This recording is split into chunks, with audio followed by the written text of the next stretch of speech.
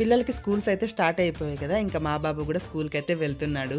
ఇంకా వాళ్ళ స్కూల్లో ఏంటంటే ఇట్లా చాక్లెట్స్, బిస్కెట్స్ అట్లా అన్హెల్దీ ఫుడ్ ఇస్తే ఒప్పుకోరు అనమాట. ఓన్లీ ఫ్రూట్స్ ఇంకా అలానే హోమ్ మేడ్ ఫుడ్ మట్టుకి అలో చేస్తారు.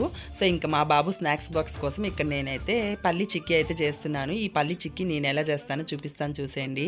ఫస్ట్ అయితే స్టవ్ పైన ప్యాన్ పెట్టేసుకొని అందులో పల్లీని వేసేసుకొని బాగా వేగనివ్వాలి. అలా వేగిన తర్వాత వాటిని చల్లార్చి వాటిపైన ఉన్న పొట్టంతా తీసేసి వాటిని పలుకులుగా చేసుకోవాలి.